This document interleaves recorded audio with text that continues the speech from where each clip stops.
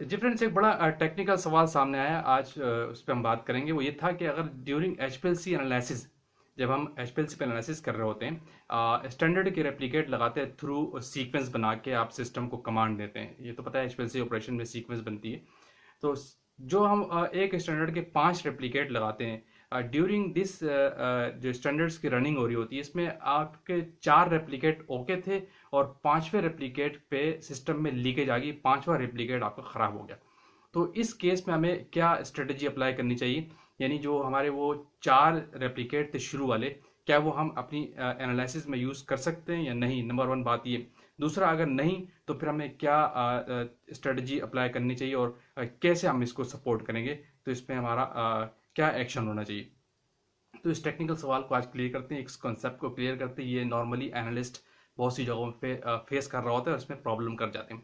देखिए, नंबर 1 बात तो ये है कि जो आपके 4 रेप्लिकेट ओके थे और 5वां रेप्लिकेट आपका खराब हो गया, अब उन 4 रेप्लिकेट को आप यूज़ नहीं कर सकते। उसकी वजह क्या है कि आपका डॉक्यूमेंट, आपकी एसओपी में 5 रेप्लिकेट रिटर्न है। यानी आपके एसओपी में डिफाइन है कि आपने एक स्टैंडर्ड के 5 रेप्लिकेट लगाने, और अगर आपने वो 4 रेप्लिकेट एनालिसिस में ले लिए तो वो ये आपका ऑडिट का पॉइंट बन जाएगा। ऑडिटर इस पर सवाल उठा सकता है कि आपका डॉक्यूमेंट कुछ कह रहे हैं और आप क्या कर रहे हैं। ये गलत प्रैक्टिस हो जाएगी, ठीक प्रैक्टिस नहीं। तो इसके लिए स्ट्रेटजी आपको क्या है कि आपको अगेन अपने रेप्लिकेट चलाने, अगेन आपको 5 रेप्लिकेट चलाने, शुरू से एनालिसिस करनी है। ठीक है, आपको दोबारा से उसी स्टैंडर्ड के दोबारा से स्टैंडर्ड चलाना है नई सीक्वेंस के साथ, ताकि आप नए सिरे से काम स्टार्ट करें अपनी लीकेज को, प्रॉब्लम को सोल्व करने के बाद। लेकिन यहाँ पे सवाल ये है कि फिर हम जो 5 दोबारा से एनालिसिस कर रहे हैं, जो वो 4 रेप्लिकेट आपके ऑडिट ट्रेल में आ गए, उसको हम डॉक्यूमेंटली कैसे डिफेंड करेंगे, कैसे जस्टिफाई करेंगे? क्योंकि ऑडिटर तो सवाल कर सकता है कि इस पेज को तो आपने, इस एनालिसिस के सीक्वेंस को तो आपने पहले भी चलाया, फिर आपने दोबारा क्यों एनालिसिस की? तो याद रखिए, इसको सपोर्ट करने के लिए आपको डॉक्यूमेंट एक्शन लेना बहुत जरूरी है, जिससे आप अपनी इस एक्टिविटी को, इस ऑपरेशन को सपोर्ट करते हैं। नंबर 1 बात क्या है इसमें? अब हम डॉक्यूमेंट की बात कर रहे हैं।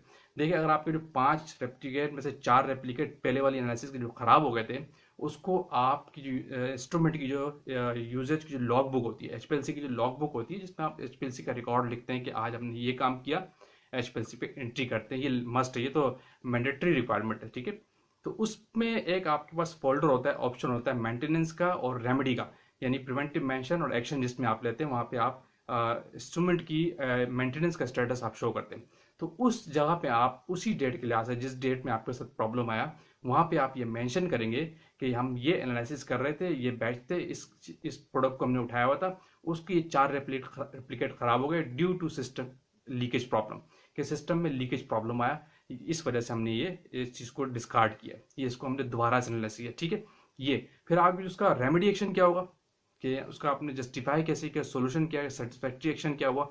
तो वो आप जब आपने उसकी लीकेज प्रॉब्लम सॉल्व कर दी, ठीक है, लीकेज सॉल्व हुई, या अपने एंड से कर ली या सप्लायर को एंड से बुलाया, या इंटरनली सिस्टम में लीकेज थी जो आप खुद नहीं कर पाए, या आपकी ट्यूबिंग कॉलम में किसी एड से लूजिंग हुई जो कि आप एनालिसिस खुद कर लेते हैं, तो वो एक्शन रेमेडी आप वहां लिखेंगे। यानी पहले आप लिखेंगे कि इस सिस्टम में, इस बैच में ये प्रॉब्लम आया था, हमने डॉक्यूमेंट कर दिया और साइन कर दिया। फिर उसकी सेटिस्फैक्ट्री का स्टेटस जब तक आगे आगे नहीं लिखेंगे तो आप एनालिसिस पे नहीं जा सकते।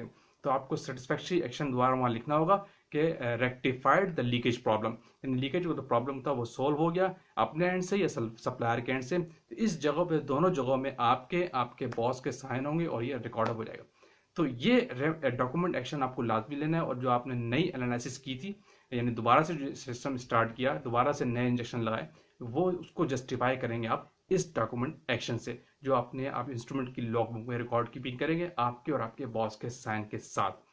ये है इसकी टेक्निकल सवाल का जवाब। इस टेक्निकल सवाल को आपने इस तरह टैकल करना है कि अगर आपके एनालिसिस के दौरान तीसरा चौथा कोई भी रेप्लिकेट खराब हो जाता है सिस्टम में लीकेज की वजह से, तो उसको आप इस तरह सपोर्ट करेंगे, यानी वो इंजेक्शन एक्सेप्टेड नहीं होंगे, लेकिन ऑडिट ट्रायल में आ जाता है डेफिनेटली। तो फिर आप उसको जस्टिफाई कैसे करेंगे? जस्टिफाई करने के लिए, यानी आप दोबारा से जो आपकी एनालिसिस होगी नए सिरे से करेंगे, उसको रिकॉर्ड करने के लिए आप अपने लॉग बुक की सपोर्ट पेपर में आप लाजमी लिखेंगे। लॉग बुक में लाजमी एक कंपार्टमेंट आपके पास होना चाहिए मेंटेनेंस का और सेटिस्फेक्शन स्टेटस का, सिस्टम के हवाले से उन दोनों जगहों में स्टेटस लिखेंगे और साइन करेंगे, और इस केस को आप क्लोजअप करेंगे। ये होगा सपोर्ट आपकी डॉक्यूमेंट के लिहाज से। यानी फिर आप, अगर कोई आपके ऑडिट ट्रायल में जाता है और चेक करता है कि ये आपने एनालिसिस रिपीट क्यों की, तो इस सपोर्ट से आप उसको, इस डॉक्यूमेंट एक्शन से आप उस ऑडिट ट्रायल वाली बात को सपोर्ट करेंगे। तो ये है इसका सवाल का आंसर। इस तरह आपने इसको सपोर्ट करना है, इस टेक्निकल पॉइंट को। ये अक्सर एनालिस्ट लेबोरेटरी में फेस करते हैं। Thank you for watching. अल्लाह हाफिज़।